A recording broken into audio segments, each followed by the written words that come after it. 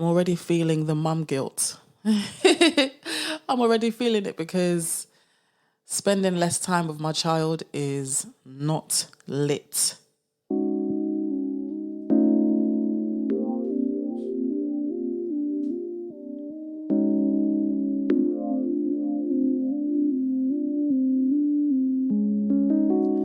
Welcome to your Millennial Unfiltered Mother podcast, aka Your M.U.M podcast.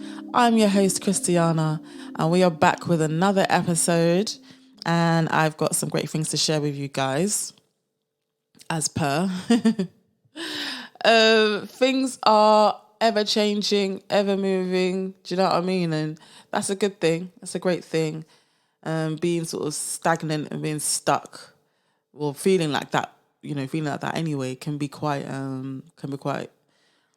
draining, and you do sort of get feels like, what am I doing with my life, and what's going on, and how am I moving? But at the end of the day, as long as you sort of realize that, and as long as you sort of ask yourself those kinds of questions, you continue to move. We move. So you're probably thinking, what's she talking about? Like, what are you talking about? So a few changes have gone on in my life, and they're good. They're good. Trust me, I've started this year 2020 on some I ain't playing no games thing. I have goals and everything. I have, especially financial goals. That's been one of the main things, and just sort of self-progression goals at the end of the day. As some of you should know by now, I've been through quite a lot over the last sort of 7 years, and yeah, it's, I'm doing a lot better in terms of not dwelling on those things and continuing to progress. So more recently, I've sort of gotten a new job. I'm back in full-time employment. I was sort of thinking about it for so long, and yeah, I worked hard. I was grafting, and I managed to get such a really good job for a really good company. It was such a good fit, and it just goes to show, when you put your mind to something and you're very clear on it, what it is that you want, and you're active. Do you know what I mean? It's all good to dream about something.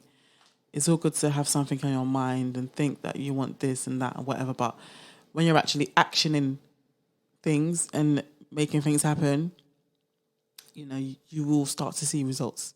And that's what's happened with me. So I started a new full-time job. I'm now back in full-time employment after I was making such a hoo-ha about it not being for me anymore, and me wanting to just sort of do my own thing and work for myself and create my own brand and things like that, which I still am. I still am very much doing that, and will continue to do that. Things like this podcast, for example, was one of the things that I really wanted to start up, and I have done that, which is great. And I'm going to continue to do that, even though I'm going to be working full time. I say that now, but I know it's going to be a struggle. I know I'm going to be having to juggle quite a few things that are really important to me. But as long as I put my mind to it, and as long as I manage my time, good, which, can be a bit funny sometimes, but as long as I sort of manage my time, I think it will all be good. There's no point of me thinking that I'm doing too much, it's going to be all too much. Some things may have to go, yes, but, we'll cross that bridge when we come to it. To know more about, my new job and what I'm doing, head over to my YouTube channel, because I've got a video up there talking about it and, my journey towards getting that job. And my first Get Ready With Me video, which I was cringing over the whole time because I'm not like a makeup artist. I'm not like the best with makeup, but it's one of those things that I've started to enjoy. And about that, before, sort of like always, makeup was one of those things that I just wasn't confident about. I knew I could do it, but I just kind of felt like I couldn't afford to have it be something that I'm really into. Do you know what I mean? Like, a lot of these beauty products and makeup products and stuff like that are so expensive. No, they're expensive. And there's so many things that just keep coming out as it relates to makeup. And, as well as these brands being a lot more inclusive and taking their time to come out with like really good products that are really good for people of color, good for people like me. And now I'm just being sucked in. I'm being sucked in because I'm thinking, raw, like this really looks good. This really works for me, works for my skin, works for my, skin type and everything. And it's really going well. And I just always kind of felt like, look, I can't afford to be into makeup. I can't afford to be into makeup because, I'm not earning consistent, good money at the end of the day. Even when I was in full-time employment before, it just wasn't something that I could afford to be into because I just kind of felt like, nah, like as soon as you're sucked in, into that whole sort of beauty world, you'll be spending so much of your money on those products. And, as soon as new things come out, brands are just dropping new things like anything, you're going to be sucked in. You're going to think, yeah, I'm going to need this, I'm going to need that. So I've always sort of stopped myself from being into it. And, more recently over the last few months, I have been a lot more into it. And I have bought, quite a lot of expensive products, not expensive products, just sort of figuring out what's good for my skin. And listen, it's been working, My makeup's been looking on fleek, even if I do say so myself. And I have been spending a lot more time in front of the mirror doing my makeup. And that's something that I never used to do. So I am allowing myself to be into that because I do like it. And, I'm being careful with it because, no, I can't afford to just be buying this, this, all over the place. I'm even buying new storage to store my makeup and things like that because it's getting a bit plentiful. But at the end of the day, I didn't allow myself to be into it because I just kind of felt like I couldn't afford to allow myself to be into it. But now I'm sort of changing my mindset and I'm allowing myself to have these kinds of things because it's making me feel better. It's giving me more confidence. It's allowing me to be more creative, even with my style in general and my look in general. And I'm all here for it, man. I'm enjoying it. I think, it's all good. So I recorded my first Get Ready With Me where I was literally doing my full face of makeup on camera and talking about how I managed to land a new really exciting job. So do head over to my YouTube channel and check that out, youtube.com/C/Christiana Kayode. And, don't forget to subscribe as well. So yeah, I've got a new job and it's a full-time job. It's absolutely full-time, Monday to Friday, like, however many working hours. And so I've had to take Seth, my son, to nursery full-time now. Like literally he's there Monday to Friday full-time. And the mum guilt is really starting to kick in, even though we're very new to this. This is very new. It's already kicking in because if I look at his week and my week and the time that he has to spend with his dad, I literally don't have a full 24 hours with him at the moment. And I feel some type of way about that. I feel some type of way about that, man, because I'm like, nah, that's just like, no. Because we've gone from having like a full week, when I was sort of staying at home and working on myself and working on my own stuff from home.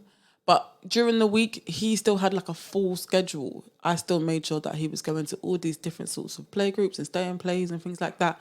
And he had a full schedule. We used to film together, our vlogs and everything like that. And, that's going to have to stop, because we're both in different places full time. He's in nursery full time, at work full time. And then his dad will get him on from nursery on Fridays and have him for the weekend, bring him back to me Sundays.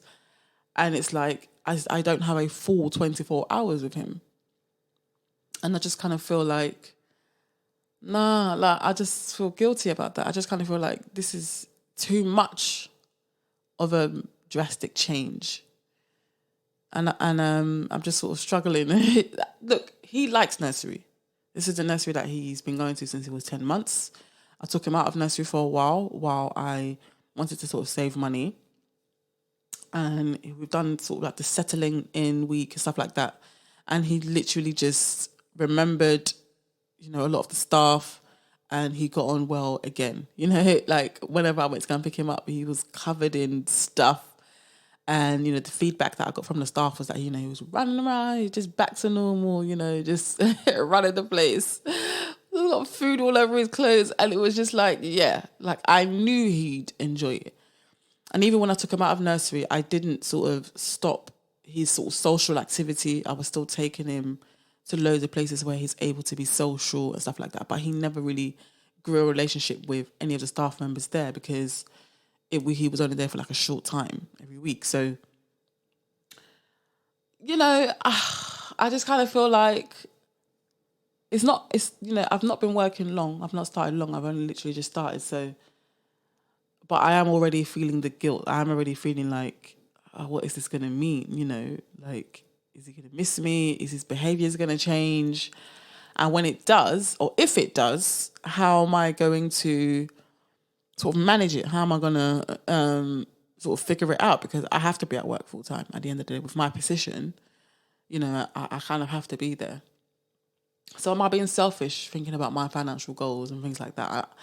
And thinking about, just sort of what I'm trying to achieve and things like that. I don't think I am being selfish. No.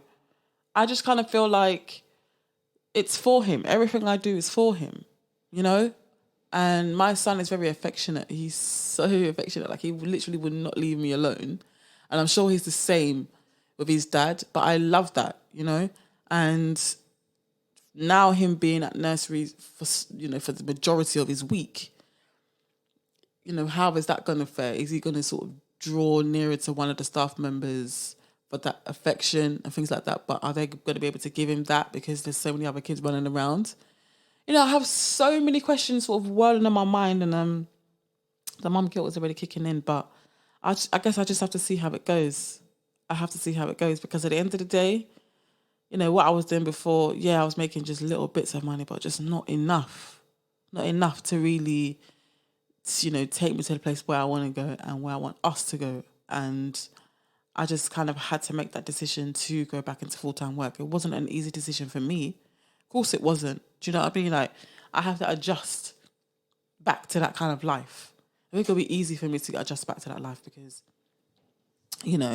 I used to do that before, but it's different when, you have a child and things like that. So it's going to be a struggle for both of us, but we're going to get through it. We're going to do it. And if it does seem a bit too hard, I'm sure the company would be, open. I'm sure the company will be open to discussing some flexibility at the end of the day because, my child comes first and what he needs and things like that come first. And I know that, sort of mum shaming and job shaming is a thing. Like, it is a thing at the end of the day. And was that in my mind? Like, I didn't want to work some dead part-time thing. Not that there's anything wrong with working part-time, but I just kind of felt like for me, it wasn't going to work. With what I have in mind, what I envision and things like that, having a part-time salary is not going to cut the mustard. Also, I have an extensive sort of career history. And I would have felt like I'm moving down in life if I was to just get some menial part-time job that I don't care about. And I know that a lot of mums and a lot of people have to do that. They feel like they have to do that because they need to be bringing in some kind of income into the home. So they get, a job in the area doing something that, they're, overqualified for, or it's something that I don't really care about, but it's just a way to sort of get means. And I've just never been that type of person to do that because I know me well enough to know that I'm not going to last in whatever place doing that. Like, just getting a quick sort of bar job around the corner or working in retail for a couple of hours a week, I literally would have felt like I failed in life. That's how I would have felt about myself because it's like, how do I go from being a singer, touring the world, doing all of this to, that ending, but finding my feet and working as like a sales and event manager, moving into marketing and things like that. And now I'm working in retail a couple of hours a week. Like, how? So I would not have been able to last doing something like that because I know me. I would have taken it as, how have you gotten here? And that's it. And I would have kind of felt like all eyes were on me. Like, I ran into a friend. They're coming to the store that I'm working in to shop. And it's like, oh, what are you singing anymore? Like, what are you doing here? And I just would have felt embarrassed. That's me though. I know what I'm like. So all those kinds of things just wasn't an option. You know, I was like, look, if I'm going to go back to work, I'm going to one serious senior, role, because I want to feel good about myself, and I want to sort of be in my job with my chest high and doing the best that I can do and being proud of it and being proud to talk about it and being proud to, and to be in that position at the end of the day. And that's just it. And I kind of feel like that's fair. Given my history, given my work history and things like that, I think it's fair for me to want to feel proud about where I am. I feel like I'm progressing. Even though I've been through so much, that feeling of progressing is very, very important to me. I have to feel like I'm moving upwards. Not to say that anyone that works in retail for part-time just to, make that few extra money for their family are not progressing. No. But we all go through different paths. We're all different types of people. Something that may bother me may not necessarily bother another person.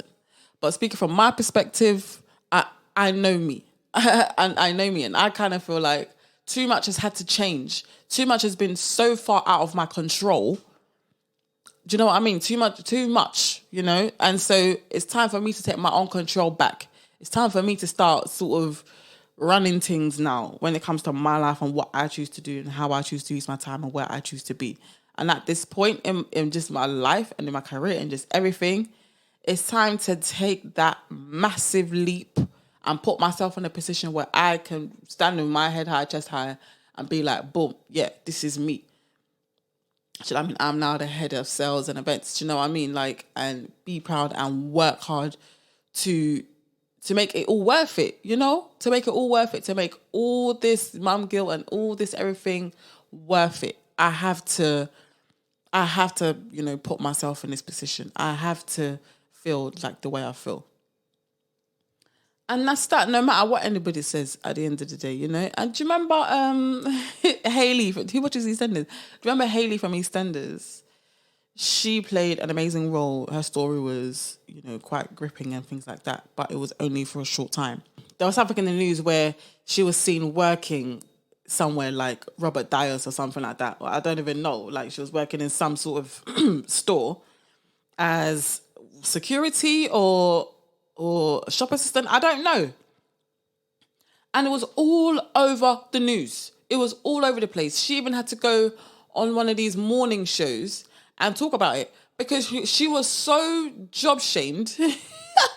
She was job shamed. It was like, how do you go from being on EastEnders, working as one of these main characters, having such a main storyline and all this? How'd you go from EastEnders to working in this sort of store as security or whatever? And you know what? I remember when I was seeing that, yes, my first initial thought was rah, like shock, thinking rah, because she was really good. So you'd think that she was some full-time actress, and maybe she is. Do you know what I mean? And at the end of the day, even me, knowing, even when you're a singer, sometimes to get consistent work is very hard. It's an oversaturated industry. So to get consistent jobs can be quite hard. So what are you doing in between that time to make money for your family? She got all these kids. Do you know what I mean? But I just remember, man, it was so much shaming and thinking, how do you go from EastEnders to stacking shelves? And then, do you know what? What I rated about her was she didn't business. She was like, yeah, I got kids. Yeah. And at the end of the day, in between acting roles, I need to provide for my family. Therefore, this is where I work. And what? And I really loved that about her because she was like, look, it's not you that's feeding my kids. It's not you that's running my household. It's me. Do you understand? So I need to do what I need to do. Yeah, you saw me on the EastEnders, but I'm still going to go to work here. And you can take all the pictures you like, all the videos you like, but this is my job kind of thing. And I really rated her because she even came on the morning show and spoke about that. And sort of all this shaming is so real. Like job shaming and mum shaming and stuff like that is so real. And it's like, I really rated her for just being just rags about it. And that's the reality. Like, when you're in the entertainment industry, if you're not getting consistent work, what are you supposed to do? What are you supposed to do in the meantime? Like, really? And I know out there that there are a lot of actors and singers and stuff like that who, have some downtime. They're looking for work and they are struggling. Do you understand? Because you're self-employed at the end of the day. So your taxes you might be paying higher taxes depending on what you earn and things like that. But it can be quite hard. It can be hard to you're always thinking ahead about, if you're cool, you're working here now, but you know that this is gonna end at a certain period. What are you gonna do next? So you're always looking ahead for your next role, for your next opportunity, for your next sort of acting gig or singing gig. And it's like, in the meantime, what are you supposed to do to support your family? Do you know what I mean? At least she was active. And,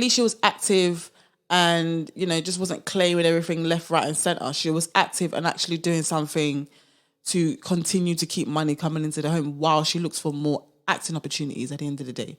I'm sure that incident probably had agents sort of on their job quickly because, she was getting a lot of attention. So therefore, she probably would have been hot to get something like a commercial or something.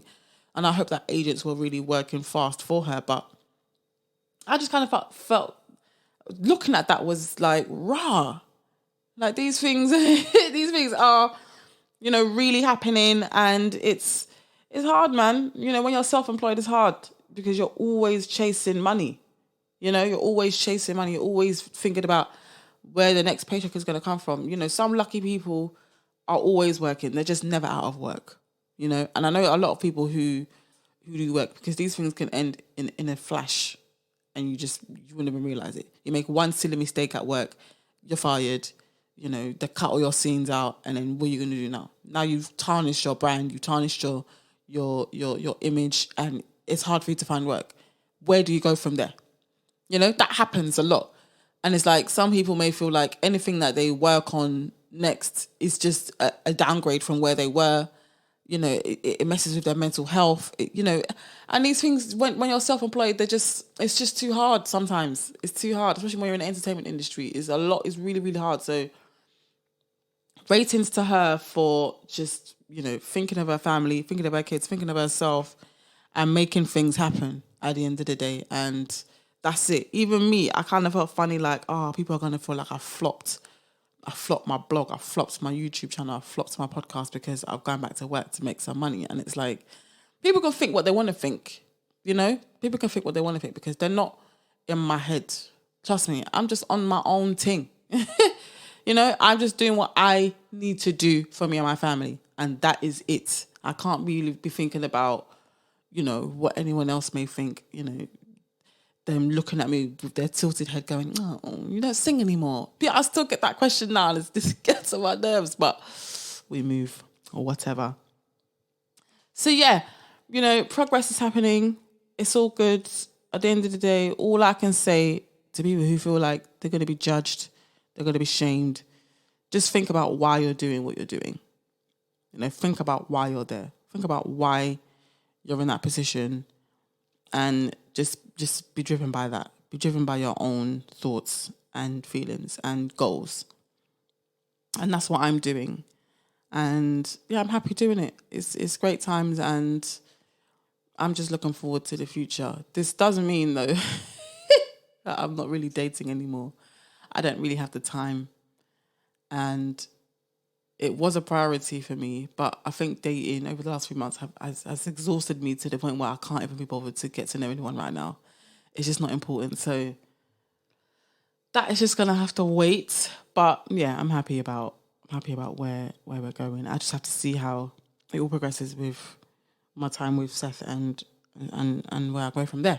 So thank you guys for coming back to another episode of Your M.U.M podcast. If you want to come and have a conversation with me, it's still very much likely, even though I'm busy, but we can always schedule something in, and I'd be happy to have you on the show. Just email yourmumpodcast@gmail.com and we can take it from there. Anyways, I'll catch you guys on the next episode. Bye.